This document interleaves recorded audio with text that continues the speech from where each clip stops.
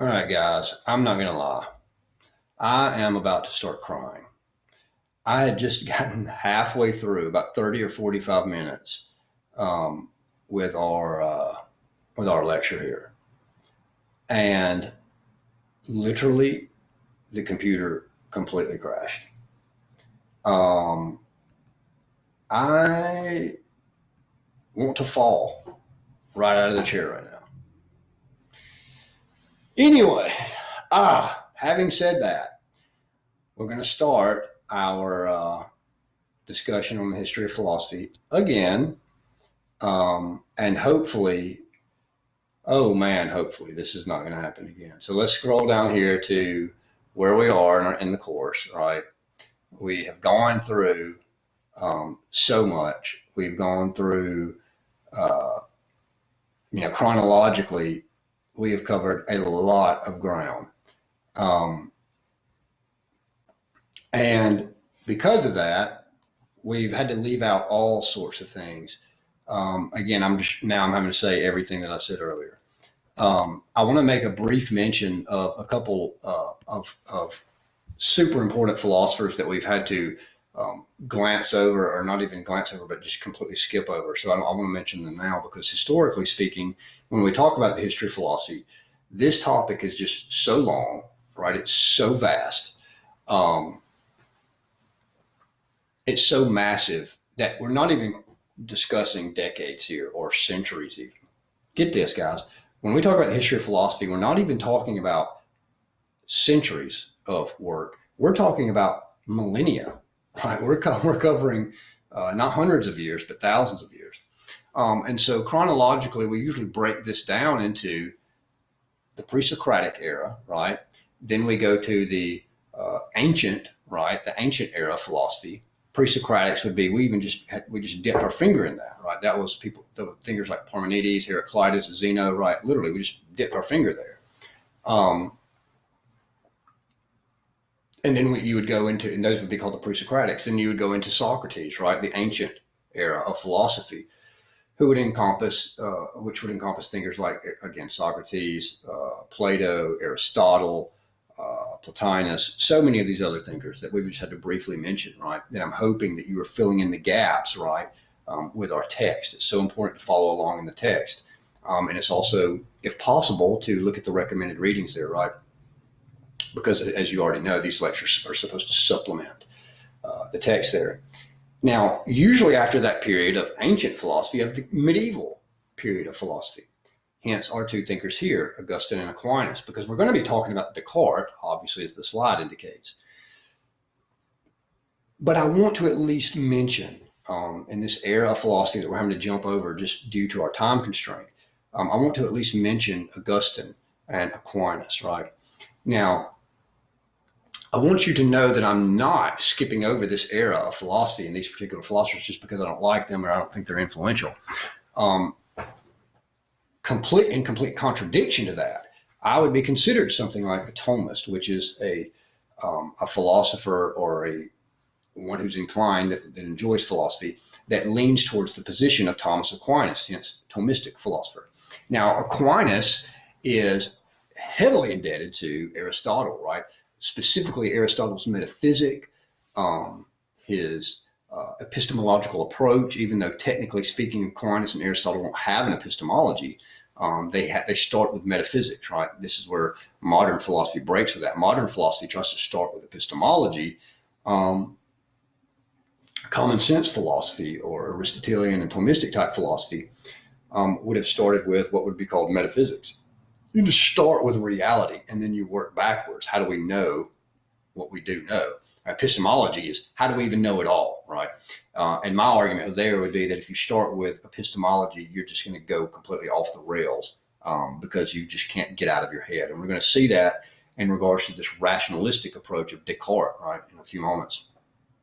Now, Augustine is the philosopher. St. Augustine is the city in Florida, right? This is the joke that I heard, during graduate school.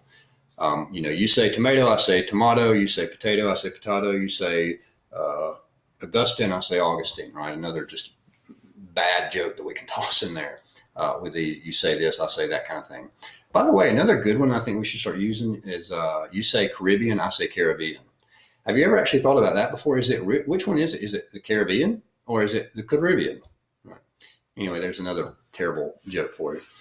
So anyway, just briefly mentioning these medieval philosophers. We're just, again, because of the time constraint, we're just having to skip over, right, this entire medieval period of philosophy. And again, I'm trusting that you're following and going along with the text here to supplement some of these eras, because it's just such a large, like we said, just a large discipline here, this history of philosophy. Now, I want to point out too, just in regards to Aquinas, that he was heavily influenced, obviously, by Aristotle, who was not a rationalist, right, but more of an empiricist. But he's also influenced by Augustine, right? And Augustine would have leaned more towards rationalism than he would have leaned towards empiricism, right? Now, we're going to see, the reason I bring that up today is because when we talk about Descartes, the modern era of philosophy starts with Descartes. And when I say modern era, again, we're talking about the history of philosophy, so don't be confused. When I say the modern era, I'm not talking about now. The modern era is another specific era within the history of philosophy that goes from roughly Descartes to about the time of Nietzsche, right? 1900, Kierkegaard, 1900. So the modern era is from about the time of Descartes to about the time of Nietzsche or Kierkegaard, about 1899, 1900. And what we would call nowadays is the contemporary era, which starts about 1900 and, well, up till about now, right? That would be considered the contemporary era. Now, Descartes, the modern era begins roughly with Descartes, and Descartes is a rationalist in his approach to philosophy. That is to say that, generally speaking, you can divide philosophers into a couple of different camps, but generally speaking, rationalist and empiricist. Now, and that has to do with their approach to knowledge, the approach to how we know, what is true, all these sorts of things. So the rationalist is the type of philosopher that thinks that the primary way of getting to truth is through the mind, right? The rationalist process, right? Empiricist, the primary way of getting to the truth is through the senses, right? And so what we're going to touch on here is that Descartes is roughly going to argue that this rationalist approach to the mind or to truth is the only real way to get to knowledge. And he's going to try to say that the external senses, right, or the senses that we use to determine what is external to us, the external world out there, he's going to say these are completely unreliable. You cannot trust the senses, and so henceforth he's a rationalist. Now, I know that raises a lot of questions. Stick with the text. Hopefully we're going to touch on some of this in the lecture as well. Having said that, I'm not going to do what we would normally do during this lecture where I just follow the slides here. These slides will be made available to you most likely at the very end of the course, so you can go back and look through these to look at the topics we're going to discuss. But what I'm going to do for the most part is I'm going to pull up a paper that I've written roughly about 6 years or so ago, because it's going to mention so many of these topics here. His goal and his purpose, his epistemology. He's a rationalist, as mentioned, is an argument for God regarding the external world. I misspelled this PowerPoint here, regrading the external. It sounds like something Hegel, right? Hegel would have composed, but it's just a misspelling, right? It's supposed to say regarding the external. And then we're going to look at a couple counters to his systems. This is going to be my own personal view against some of Descartes' approach here, coming from an empiricist sort of philosophy. His influence of the soul, or on the view of the soul, a couple other things. Now, I want to say at the onset, though, I want to talk about what begins Descartes' project. What starts this whole thing for Descartes is this lack of consensus in the philosophical world prior to Descartes. Descartes looks around and he sees what has dominated the philosophical world up until that point through the ancient and really the medieval period of philosophy called scholasticism. So you've got thinkers like Thomas Aquinas, John Duns Scotus, William of Ockham, that are all technically classified as scholastic philosophers. And it seems as if on so many matters they just disagree. There's just no agreement. There's a lack of consensus. And so because of this lack of consensus, Descartes wants to throw out the whole project. He just wants to toss it out. And because Descartes is a devout Roman Catholic, he wants to offer the church, right, this new systematic way of understanding reality and coming to truth and knowledge and knowing what we know and how we know and all these sorts of things. He wants to offer this as something of a gift, lack of better words, to the Catholic Church, right? Just to point something out here, though, where I would want to just go ahead and point out, someone's interested in philosophy, where I think Descartes possibly went wrong. One of his first missteps was he seemed to have forgotten that, or at least overlooked, or didn't seem to take as seriously the problem with tossing out previous ideas because of a lack of consensus. For instance, my wife teaches elementary school math. Let's say that she puts up a particular equation on the board, and all of the students in the class disagree as to what the right answer is, right? Let's say that one child says 15, one child says 9, one child says 150, one child says taco, right? Now, because there's a lack of consensus, does it follow that there's not a right answer to the equation? No, it doesn't follow at all. In fact, think about the answers. Let's say the answer was actually 10. The child that said 9, even though he was just as wrong as the child that said taco, right? Or the child that said 150, if the real answer is 10, well, think about this. He's closer to the truth than the child that says taco, right? And he's closer to the truth than the child that said 150, right? So even if there's a lack of consensus, it doesn't follow that there's not a correct answer. And it's even still possible that there are those that are closer to the truth than others, right? But that's just a side note I want to point out in regards to Descartes' beginning point here, right? Because what he's looking for, he doesn't want this wishy-washy, this may be true, it may not be true. He wants what he calls clear and distinct ideas, right? Things that cannot be possibly doubted. And he wants to begin his approach with this idea of what can I go through? He literally goes to a cabin off in the woods, and he just locks himself up in it and starts to think, what is it that I can possibly doubt?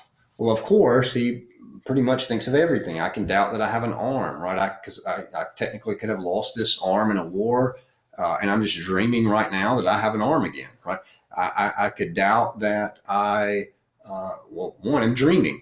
I could just doubt all of these sorts of things. So he's looking for some sort of idea that literally you can't even doubt the idea. And this is where we get the famous, right? Cogito ergo sum, right? I think, therefore I am. Because Descartes wants to begin his epistemological project with the idea that something that can't possibly be doubted. And that idea that he can't doubt that he's doubting is that he's doubting, right?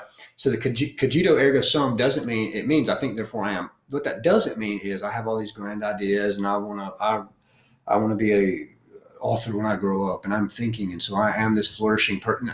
That's a bunch of romantic nonsense. That's most people today don't even know what Descartes is talking about. Descartes is not talking about that. It's more logical. It's this: if I'm doubting that I'm existing, then I'm doubting that I'm existing. But if I doubt that I'm existing, then that means I'm thinking, right? Because if I'm doubting, then I'm thinking. And if I doubt that I exist, then I have to exist in order to doubt that I exist. So I can't possibly doubt that I exist without catching myself existing in the process of doubting my existence. And if I'm doubting my existence, then I have to exist in order to doubt my existence, right? In order to doubt my existence, I catch myself existing in order to doubt my very existence, right? And so he says, aha, see, I'm a thinking thing. I'm primarily this thinking thing. I think, therefore I exist, right?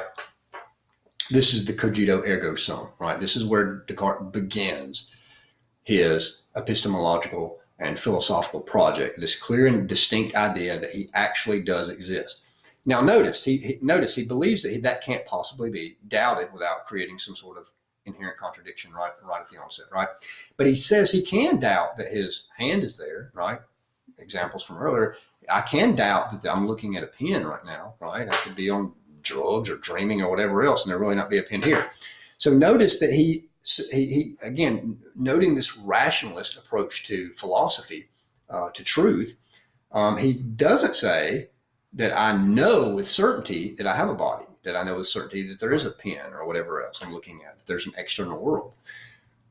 But because Descartes believes in God, he believes that God would not fool him, right? That's how he's going to try to get back to the external world. That's how he's going to try to get back to the fact that there really is a pen here, or that he really does have a body, is he's going to say that, well, because God is perfect, then God wouldn't fool us, right? And then he actually gives an argument for that, meaning, and the argument would roughly go like this. I am not a perfect thing, right? I am finite. I am not, by definition, infinite. I am limited. I am, by definition, imperfect. But I have an idea of perfection, right? But if I have an idea of perfection, I have no way to explain the origin or the possession of this idea of perfection. I have no way to explain that in and of myself, because I am not perfect. The perfect cannot have an idea of the perfect, because by definition, I'm not perfect, right? So how do I have this idea? And so he says this idea has to be within God himself, right? God has to have given him this. And so because there is this idea of perfection, then God has to exist. And he tries to argue from this idea of perfection, that this idea that God exists, that God must actually exist. This would be a form of an ontological argument, right? Meaning you're just trying to get through to God's existence, not through external observation, but just through the mind itself, right? Now, that is a lot right there, right? Now, this is probably going to be where we really start to get deep into our philosophy, and where we're really going to have to start really chomping and chewing hard and digesting this stuff and listening to it maybe a few times, maybe going a walk while you're listening to this, bike ride, whatever else. It's meaning to say, I think it's going to be hard just to really grasp a lot of these concepts just staring into the screen, right? We're going to have to, walk around, think about this stuff, chew on it, press pause, write a couple things down, wrestle a couple concepts in our mind, that kind of thing. Now, as I mentioned a minute ago, we're going to look at all of these topics here, or some of these topics are going to be mentioned, but I'm not going to do that through the slides that I already have ready here. I'm going to pull up again, like I said, a paper that I authored a few years ago, and it's going to mention these topics because I think what the advantage of me reading this paper to you, first the disadvantage will be that I'm reading this paper to you, but I think the advantage of me reading this paper to you will simply be that it's concise, right? Writing has a way of making us summarize important points quickly and efficiently, more so than just talking. And so as you listen to this paper, I'm going to read this paper to you. It's going to be a bit lengthy, but I'm going to read this paper to you. And again, this may be where you want to just put on your headphones, if possible, if you can keep an internet connection, or if you download this, however that works, that you can just walk and concentrate and listen to this. Or, if you are the type of person it's better for you just to sit and listen, then okay, just whatever works for you is what I'm trying to get at. And then also, again, super important, follow along or stay somewhere around the text, our textbooks here, and in the recommended readings that I've offered you about with Lawhead and so forth, if that's possible, to fill in any of these gaps in these supplemental lectures to that. So without further ado, let me go ahead and, you know what? I'm going to save this lecture. So maybe this will be something like part 1, because I'm terrified of losing it again when I bring up the paper. So let me go ahead and save this one. I'll see you in a few minutes.